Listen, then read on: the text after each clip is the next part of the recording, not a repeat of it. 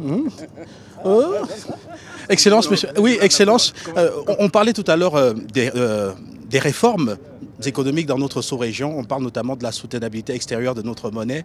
Alors, on a entendu tout à l'heure que dans l'ensemble, on reconnaît que ça va beaucoup mieux aujourd'hui, notamment avec nos réserves de change. On reconnaît aussi qu'il y a des réformes économiques et financières qui évoluent très très bien. On sait que vous êtes la pierre angulaire pratiquement pour ce qui est de la réforme du marché financier de l'Afrique centrale et aussi des réserves de change. Alors vous, quand vous sortez d'une telle rencontre ici à Marrakech, quel est votre ressenti?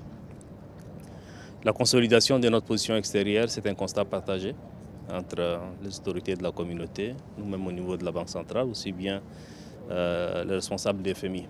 Mais cela ne suffit pas.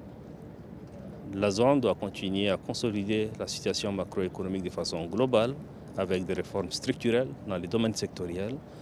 Et cela, le faire vraiment dans la durée, nonobstant la situation difficile aujourd'hui marquée par une inflation rampante et également des difficultés liées à une réduction des espaces budgétaires au niveau des États.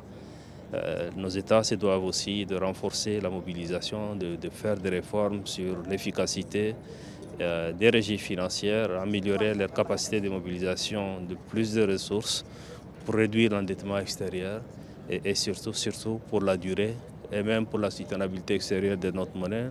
Nous devons de renforcer les réformes structurelles pour vraiment adresser de façon durable les problématiques d'ordre structurel que nous avons qui ne peuvent pas par ailleurs être résolues par des mesures conjoncturelles que nous prenons quand on est dans des situations de crise telles que nous traversons maintenant.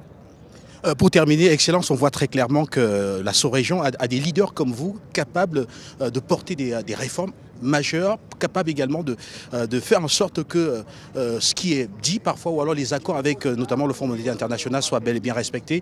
Maintenant, que demandez-vous à ces organismes internationaux, effectivement, qui aussi doivent avoir un certain nombre de responsabilités quand même vis-à-vis de notre sous-région, car ils nous demandent parfois des choses? Écoutez, je ne vais pas m'attribuer à moi seul le crédit des efforts qui ont été déployés sur tout ce qui a été fait. C'est des efforts collectifs qui ont été conjugués à la fois par les États, les institutions extérieures partenaires, mais aussi bien les institutions communautaires de la CEMAC. Ce qu'il faut retenir en substance, aide-toi, le ciel t'aidera. Voilà ce que nous devons faire.